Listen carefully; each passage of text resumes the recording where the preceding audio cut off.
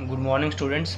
आज का टॉपिक हमारा बहुत इंपॉर्टेंट है, जिसका नाम है variation of molar conductance with concentration. कि अगर किसी सॉल्यूशन की हम लोग कंसंट्रेशन चेंज करते हैं, मतलब अगर हम उसमें सॉल्वेंट ऐड करते हैं या सॉल्यूट को ऐड करते हैं, ठीक है।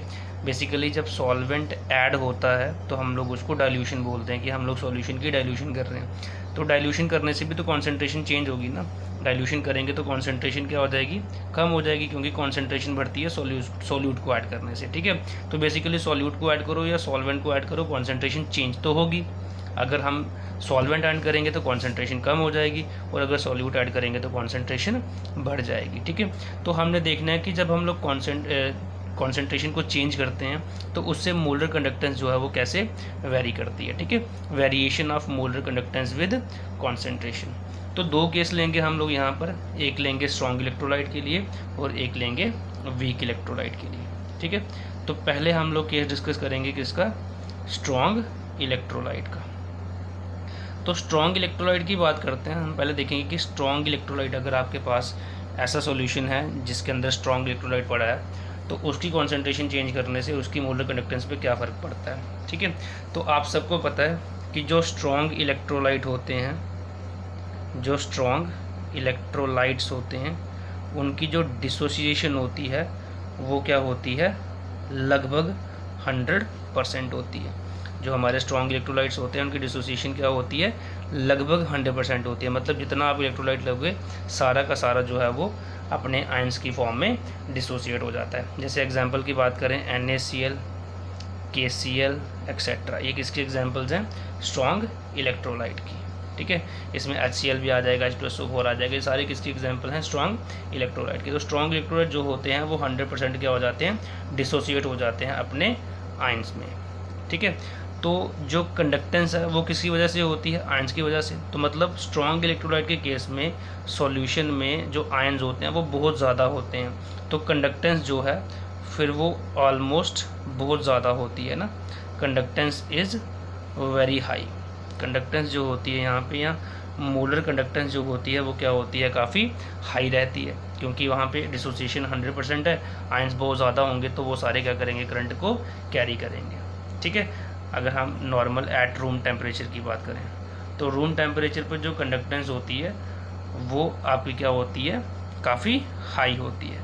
इसको आप लोग मोलर कंडक्टेंस भी कह सकते हैं या सिंपल कंडक्टेंस, क्योंकि मोलर कंडक्टेंस भी बेसिकली है क्या, कंडक्टेंस ही है, ठीक है। तो स्ट्रॉन्ग इलेक्ट्रोलाइट के लिए डिसोसिएशन 100% होती है, और मोलर कंडक्टेंस की वैल्यू जो है वो रूम टेम्परेचर पे काफ़ी ज़्यादा हाई होती है, क्योंकि आयंस जो है वो काफ़ी ज़्यादा डिसोसिएट, मतलब मैक्सिमम जितना इलेक्ट्रोलाइट लिया सारा ही क्या हो गया होता है, डिसोसिएट हो गया होता है ना। और आयंस की वजह से ही क्या होती है, कंडक्टेंस। तो कंडक्टेंस पहले ही क्या होती है, काफ़ी हाई होती है, ठीक है। तो अगर मान लेते हैं कि हम लोग डाइल्यूशन कर रहे हैं, मतलब सॉल्वेंट ऐड कर रहे हैं विद डाइल्यूशन, फिर क्या होगा, जब हम डाइल्यूशन करेंगे, मान लेते हैं कि जैसे हमारे पास ये एक इलेक्ट्रोलाइट है, ठीक है, ये हमारे पास एक बीकर है, ठीक है, ये हमारे पास एक इलेक्ट्रोलाइटिक सोल्यूशन है, ठीक है। मान लेते हैं कि ये हमारे पास क्या है, कुछ आपका इलेक्ट्रोलाइट है जिसके आयन जो है वो डिसोसिएटेड फॉर्म में पड़े हुए हैं, ठीक है। अच्छा, अब डाइल्यूशन की, तो डाइल्यूशन में केस क्या बनेगा, मतलब आपका वॉल्यूम बढ़ जाएगा सॉल्यूशन का। तो देखो मैंने यहाँ पे वॉल्यूम बढ़ा दिया, तो वॉल्यूम बढ़ाने से क्या होगा, आयंस के बीच का डिस्टेंस जो है वो बढ़ जाएगा, जैसा कि आपने यहाँ पे देखा है ना। जब ज़्यादा वॉल्यूम मिल गई, आपने इलेक्ट्रोलाइट तो ऐड किया नहीं, हमने डाइल्यूशन की, मतलब सॉल्वेंट ऐड किया, तो जो आयंस होंगे उनके बीच का डिस्टेंस बढ़ जाएगा, मतलब उनके बीच की जो फोर्स है वो डिक्रीज़ हो जाएगी, उनके बीच की जो फोर्स ऑफ अट्रैक्शन है वो क्या हो जाएगी, डिक्रीज़ हो जाएगी। अब जब इनके बीच की फोर्स ऑफ अट्रैक्शन डिक्रीज़ हो जाएगी तो ये ज़्यादा फास्ट मूव कर सकते हैं इन कंपैरिजन टू दिस, क्योंकि यहाँ पे वो क्लोज हैं। अगर आप देखो वॉल्यूम कम है, आयंस क्लोज हैं, तो उनका जो मोबिलिटी होगी, मूवमेंट होगी सॉल्यूशन में, वो इतनी फास्ट नहीं होगी। लेकिन अगर हम यहाँ पे देखें तो यहाँ पे डिस्टेंस बढ़ गया, तो डिस्टेंस बढ़ने से क्या हुआ है, इनका फोर्स ऑफ अट्रैक्शन वीक हो गया। तो फोर्स ऑफ अट्रैक्शन जब वीक हुआ तो इनका जो मूवमेंट है वो फास्ट हो जाएगा। तो जब मूवमेंट फास्ट हो जाएगा तो जो मोलर कंडक्टेंस है या मोलर कंडक्टिविटी है वो क्या करेगी, इनक्रीज़ करेगी, ठीक है। लेकिन जो इंक्रीज़ होगा वो क्या होगा, स्लाइट होगा।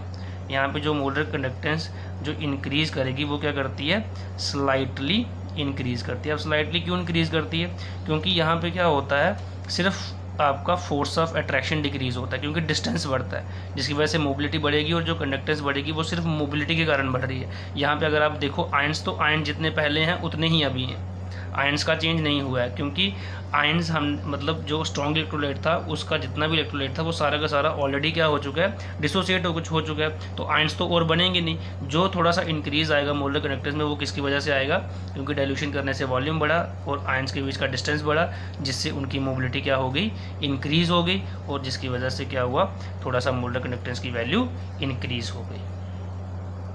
अच्छा, तो मोबिलिटी बढ़ने के कारण क्या हुआ, कंडक्टेंस की वैल्यू आपकी इंक्रीज़ कर दी। अब आप फर्दर और डाइल्यूशन कर रहे हो, फर्दर और डाइल्यूशन करोगे तो और क्या होगा, इनके बीच का डिस्टेंस और बढ़ जाएगा, मोबिलिटी और बढ़ेगी, तो थोड़ी सी स्लाइटली कंडक्टेंस और इंक्रीज़ होगी।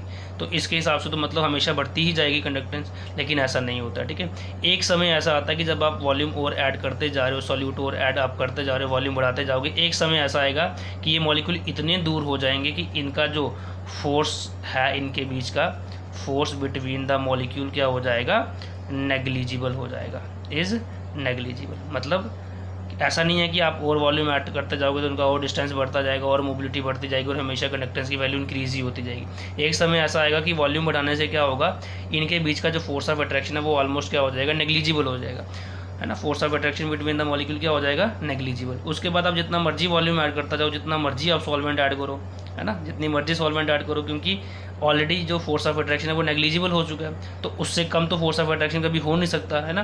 तो उससे ज़्यादा भी कभी मोबिलिटी आयंस की होगी नहीं, और कंडक्शन की वैल्यू कभी भी इंक्रीज नहीं करेगी।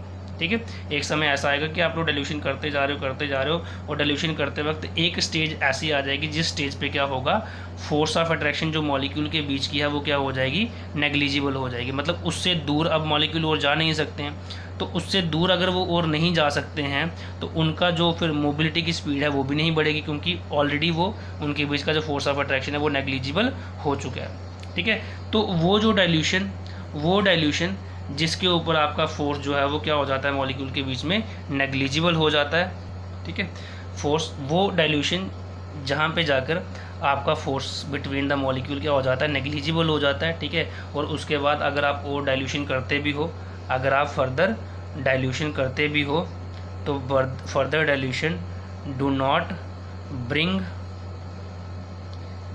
Any change in the molar connectivity. तो उसके बाद फर्दर जो डाइल्यूशन करोगे उसके बाद मोलर कनेक्टिविटी में कोई भी चेंज नहीं आएगा। ठीक है, तो वो डाइल्यूशन जिसके बाद आपका मोलर कनेक्टिविटी की वैल्यू में चेंज नहीं आता है, उस डाइल्यूशन को हम लोग क्या बोलते हैं, या उस डाइल्यूशन पे जो मोलर कनेक्टिविटी होगी उसको हम लोग क्या बोलते हैं, मोलर कंडक्टिविटी। क्या बोलते हैं इसको हम लोग, molar conductivity eight infinite dilution.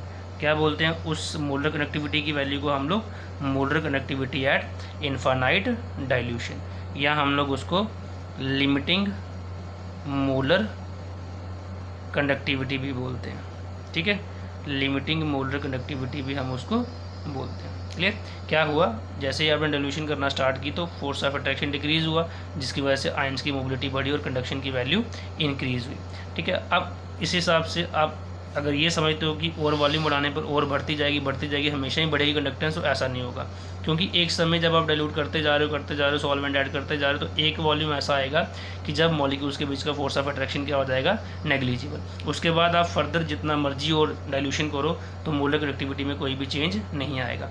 तो वो वाली वॉल्यूम या वो उतनी डाइल्यूशन जिसके बाद या जिस मतलब वो डाइल्यूशन या वो वॉल्यूम, ठीक है, वो वॉल्यूम या वो डाइल्यूशन सॉल्यूशन की जिसके बाद फर्दर अगर आप डाइल्यूशन करते हो तो कोई भी चेंज नहीं आता मोलर कनेक्टिविटी में, तो उस मोलर कनेक्टिविटी को हम लोग क्या बोलते हैं, molar connectivity at infinite dilution. मतलब जितनी मोलर कनेक्टिविटी हो जाएगी उसके बाद फर्दर आप जितनी मर्जी डाइल्यूशन करो मोलर कनेक्टिविटी की वैल्यू चेंज नहीं होगी। मतलब हर एक सॉल्यूशन जो है वो आपको एक मैक्सिमम वैल्यू देता है मोलर कनेक्टिविटी की किसी भी डाइल्यूशन के ऊपर। ठीक है, और उसको हम लोग क्या बोलते हैं, molar connectivity at infinite dilution. और उस मैक्सिमम मोलर कनेक्टिविटी के बाद आप जितना भी डाइल्यूशन करो मोलर कनेक्टिविटी की वैल्यू नहीं बढ़ती है, और इस molar connectivity at infinite dilution को हम लोग लिमिटिंग मोलर कनेक्टिविटी भी बोलते हैं। क्लियर, और इस लिमिटिंग मोलर कनेक्टिविटी या molar connectivity at infinite dilution को हम लोग डिनोट करते हैं लैम्डा नॉट एम के साथ या लैम्डा इन्फिनिटी एम के साथ। ठीक है, इसको ग्राफिकली भी हम लोग बताते हैं। ठीक है, इसको हम लोग ग्राफिकली भी रिप्रेजेंट करते हैं, इस कंडीशन को हम लोग ग्राफिकली भी रिप्रेजेंट करते हैं। देखिए हम लोग क्या करते हैं, ग्राफ बनाते हैं किसके बीच में, मोलर कंडक्टिविटी और square root of the concentration, मतलब कंसंट्रेशन और मोलर कंडक्टिविटी का ग्राफ बनाते हैं। अब आप देख रहे होंगे यहाँ पे कि हमने स्क्वायर रूट क्यों लिया, बिकॉज पहले हमने मोलर कंडक्टिविटी और सिंपल सी के बीच में ग्राफ बनाया था, लेकिन जब वो ग्राफ बनाया तो वो ग्राफ टेढ़ा मेढ़ा आया, तो टेढ़े मेढ़े ग्राफ से कुछ एस्टिमेट लगाना पॉसिबल नहीं होता है। इसलिए हमने फिर क्या करा, square root of the concentration के साथ ग्राफ बनाया मोलर कंडक्टिविटी का, तो फिर ग्राफ हमें क्या मिला, स्ट्रेट लाइन मिला। ठीक है, तो जो ग्राफ मिला हमें वो ग्राफ कुछ इस तरीके का था, जो ग्राफ था वो आपका इस तरीके का था कुछ। और अगर अप्रोप्रिएट बनाना है तो हम लोग ऐसे कह सकते हैं कि जो ग्राफ मिला वो इस तरीके का था, और अगर अप्रोप्रिएट बनाना तो हम कहेंगे ग्राफ इस तरीके का है, क्योंकि हमने क्या बोला कि जो इंक्रीज़ आता है कनेक्टिविटी में वो स्लाइट आता है, तो ये ग्राफ इससे भी ज़्यादा बेस्ट दिखेगा। तो ऐसा कुछ ग्राफ देखने को मिला हमें। ठीक है, इस ग्राफ पे मैं कुछ पॉइंट्स मार्क कर देता हूँ। ठीक है, तो ये ग्राफ मिला हमें मोलर कंडक्टेंस और कॉन्सेंट्रेशन के बीच में।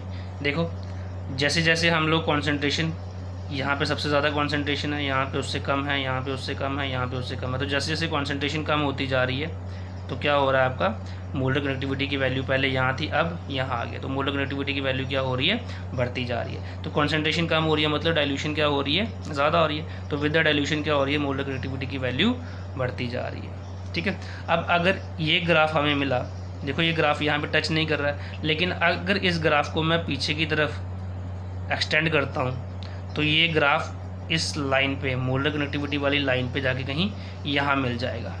ठीक है, यहाँ पे कहीं मिलेगा ये, और इसको बोलते हैं एक्स्ट्रापोलेटिंग ऑफ ग्राफ। जब हम किसी ग्राफ को पीछे की तरफ प्लॉट करते हैं तो उसको बोलते हैं एक्स्ट्रापोलेटिंग ऑफ ग्राफ।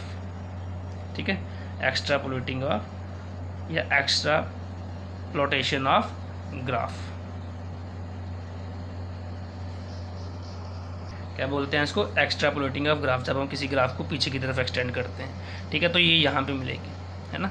तो यहाँ पे देखिए, यहाँ पे कंसंट्रेशन क्या है, यहाँ पे जो ये कंसंट्रेशन एक्सिस है ना, तो इस पॉइंट पे जो कंसंट्रेशन एक्सिस है वो क्या होगी, ज़ीरो होगी, मतलब कंसंट्रेशन एकदम क्या है, ज़ीरो होगी। और जहाँ पे कंसंट्रेशन ज़ीरो है मतलब बहुत कम है, मिनिमम है, वहाँ पे जो डाइल्यूशन है वो क्या होगी, मैक्सिमम। मतलब this is the value of molar conductivity, किसकी एक्सिस है ये, मोलर कंडक्टिविटी की, तो this is the value of molar conductivity eight infinite dilution, है ना। यहाँ पे देखिए मैंने इस ग्राफ को एक्स्ट्रा, यहाँ तक मुझे ग्राफ मिला था, ठीक है, यहाँ तक का मेरे पास ग्राफ था, मैंने इस ग्राफ को पीछे की तरफ प्लॉट किया जिसको एक्स्ट्रापोलेटिंग बोलते हैं। तो जब मैंने इसको पीछे की तरफ पोलेट किया ग्राफ को, तो क्या हुआ, ये मोलर कंडक्टिविटी वाली एक्सिस पे जाके मिल गया। और ये वाला पॉइंट, अब अगर इस पॉइंट को आप कंसंट्रेशन कॉरेस्पॉन्डिंग देखोगे तो यहाँ पे कंसंट्रेशन क्या है, ज़ीरो है। तो जहाँ पे कंसंट्रेशन ज़ीरो है तो वहाँ पे डाइल्यूशन जो है वो क्या होगी, मैक्सिमम होगी, इनफाइनाइट होगी। तो इसलिए ये जो हमें वैल्यू मिल रही है किसकी, मोलर कंडक्टिविटी की, इसको हम लोग क्या बोलते हैं, molar conductivity eight infinite dilution. Clear. तो इस तरीके से हम लोग वैल्यू निकाल सकते हैं बाय ग्राफिकल मेथड किसकी, molar conductivity of infinite dilution in case of strong electrolyte. Clear. अच्छा, अब अगर हम इसको ध्यान से देखें तो हम सब ने स्ट्रेट लाइन की इक्वेशन पढ़ रखी है। क्या होती है स्ट्रेट लाइन की equation, y is equal to mx plus C. ठीक है, तो अगर हम ध्यान से देखें तो यहाँ पे जो हमारी y एक्सिस है वो कौन सी है, ये वाली मोलर कंडक्टिविटी वाली, और x एक्सिस कौन सी है, हमारी कंसंट्रेशन वाली। तो यहाँ पर इसकी जगह पे मैं मोलर कंडक्टिविटी पुट कर सकता हूँ। क्लियर। और यहाँ पर ये जो x है, x क्या रिप्रेजेंट कर रहा है यहाँ पे, अंडर रूट सी, तो यहाँ पे मैं अंडर रूट सी लिख सकता हूँ। क्लियर। और कांस्टेंट यहाँ पे क्या है हमारा, कांस्टेंट क्या होता है, इंटरसेप्ट ऑन y एक्सिस, तो इंटरसेप्ट क्या है y एक्सिस के ऊपर, molar conductivity eight infinite dilution, तो प्लस लैम्डा नॉट m। अच्छा, अब ये m क्या होता है, कोई कांस्टेंट होता है, this is what, slope of the line. तो मान लेते हैं इसकी स्लोप क्या है, -b, इसकी जो स्लोप है वो क्या होगी, -b।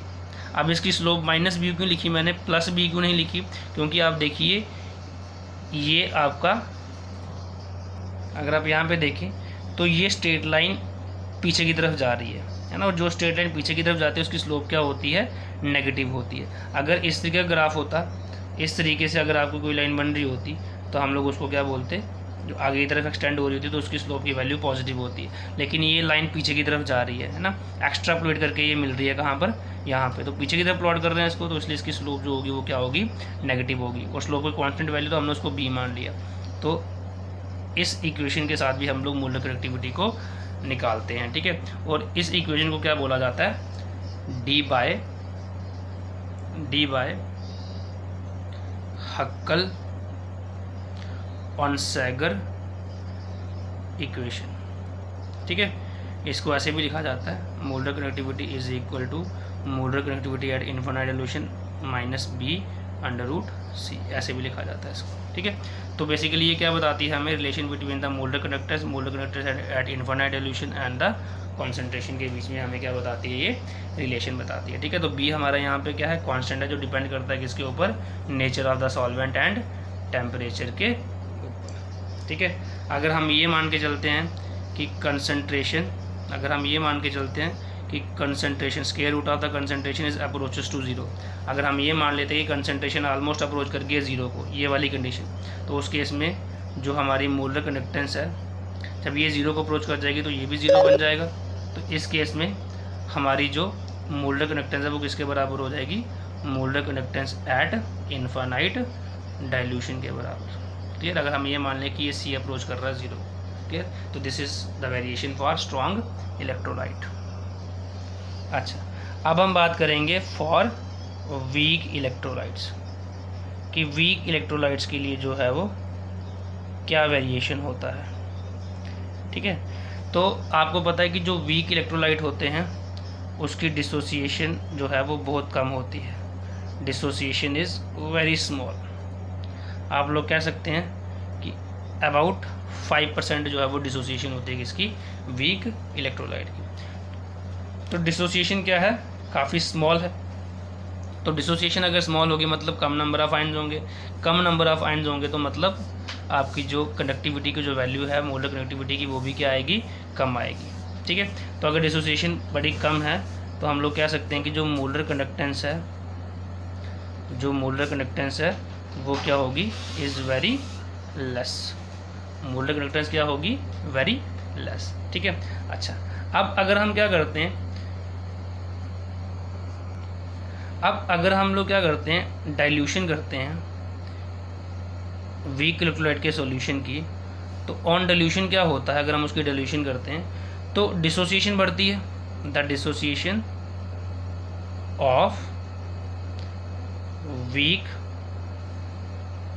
इलेक्ट्रोलाइट इंक्रीजेस, है ना। जब हम लोग डाइल्यूशन करेंगे तो डिसोसिएशन वीक इलेक्ट्रोलाइट की क्या होगी, इंक्रीज़ करेगी। अच्छा, तो जब आपकी डिसोसिएशन इंक्रीज़ करेगी तो मोलर कंडक्टेंस क्या करेगी, ऑब्वियस है कि मोलर कंडक्टेंस क्या करेगी, इंक्रीज़ करेगी, है ना। वीक इलेक्ट्रोलाइट था, डिसोसिएशन स्मॉल थी, मोलर कंडक्टेंस की वैल्यू से कॉरस्पॉन्डिंग होगी, वो भी स्मॉल होगी, कम होगी। लेकिन जब हमने डाइल्यूशन करा तो डाइल्यूशन करने से आपको पता है डिसोसिएशन बढ़ती है किसकी, वीक इलेक्ट्रोलाइट की। तो वीक इलेक्ट्रोलाइट की डिसोसिएशन बढ़ेगी क्या करने पर, डाइल्यूशन करने पर, क्योंकि आपको पता है जब डाइल्यूशन करते हैं तो वो जो सॉल्यूट के पार्टिकल्स के बीच की फोर्स ऑफ अट्रैक्शन होती है उसको ब्रेक कर देती है। तो डाइल्यूशन करने पर क्या हुआ, डिसोसिएशन बढ़ी किसकी, वीक इलेक्ट्रोलाइट की, मतलब नंबर ऑफ आयन्स बढ़ गए। तो जब नंबर ऑफ आयन्स बढ़ेंगे तो चार्ज भी ज़्यादा कैरी होगा, तो जब चार्ज ज़्यादा कैरी होगा तो मोलर कंडक्टेंस क्या करेगी, इंक्रीज़ करेगी। लेकिन यहाँ पे क्या होगा, increase in molar conductance, increase in molar conductance with dilution is very large.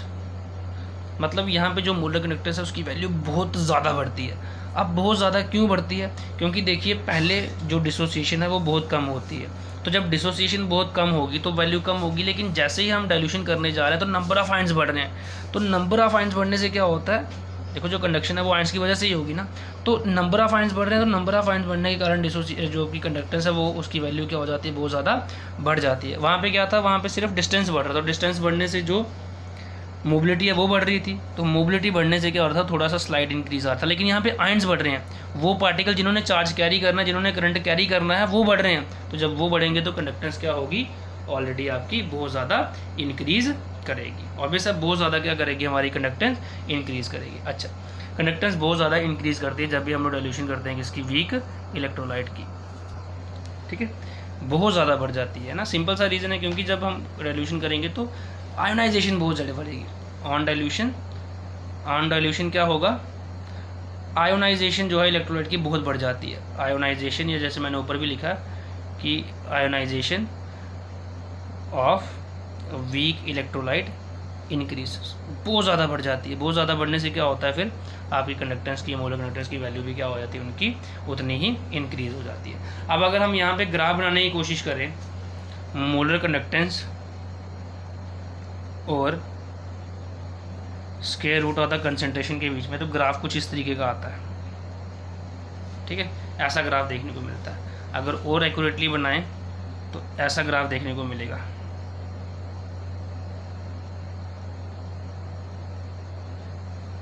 ऐसा ग्राफ देखने को मिलता है। ठीक है, अगर इस पर कुछ पॉइंट मार्क कर दूं मैं इस तरीके से, तो ऐसा ग्राफ देखने को मिलेगा।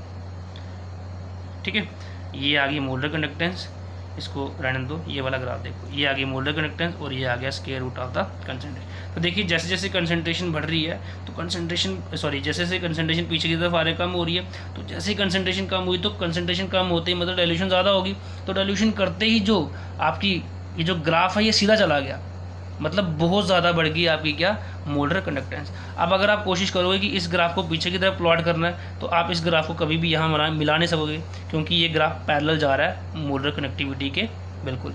ठीक है, तो आप इस ग्राफ को अगर वीक इलेक्ट्रोलाइट में देखो, डाइल्यूशन इतनी ज़्यादा, आप जब डाइल्यूशन आपने बढ़ाई तो मोलर कनेक्टेंस इतनी ज़्यादा बढ़ गई कि उसका ग्राफ एकदम पैरेलल रन करने लग पड़ा मोलर कनेक्टिविटी वाले ग्राफ लाइन के। दोनों ग्राफ क्या जा रहे हैं, दोनों लाइनें क्या जा रही हैं, पैरेलल जा रही हैं। तो क्या कभी आप इसको एक्स्ट्रापोलेट कर पाओगे पीछे की तरफ, नहीं कर पाओगे, मतलब इसके साथ कभी नहीं मिला पाओगे। मतलब ग्राफिकल मेथड से अगर आपको पूछा जाए कि यहाँ पर जीरो कंसंट्रेशन पे मतलब या इन्फानाइट डाइल्यूशन पे मोलर कंडक्टेंस की क्या वैल्यू है वीक इलेक्ट्रोलाइट के लिए, तो आप कभी भी फाइंड आउट नहीं कर पाओगे। ठीक है, तो this is the graph for the weak electrolyte. कहने का मतलब क्या है कि स्ट्रॉन्ग इलेक्ट्रोलाइट के केस में हम लोग ग्राफिकल मेथड को यूज़ कर molar connectivity at infinite dilution निकाल सकते हैं कितनी है, एक्स्ट्रापोलेट करके ग्राफ को। पिछले हमने देखा है इसके स्ट्रॉन्ग इलेक्ट्रोलाइट वाले केस में। लेकिन यहाँ पर क्या है, आप देखो कि एक कंसंट्रेशन के बाद क्या हो गया, उसके बाद जब और कंसंट्रेशन कम की, डाइल्यूशन और की, तो ग्राफ जो एकदम पैरेलल रन करने लग पड़ा किसके, मोलर कनेक्टिविटी वाले एक्सिस के। तो कभी भी इसको और इसको आप लोग मिला ले सकते पीछे की तरफ प्लॉट करके। तो इसलिए आप कभी भी ग्राफिकल मेथड से वीक इलेक्ट्रोलाइट की इन्फानाइट डाइल्यूशन पे क्या मोलर कनेक्टेंस की वैल्यू होती है वो कभी भी आप लोग निकाल नहीं पाओगे इस मेथड से।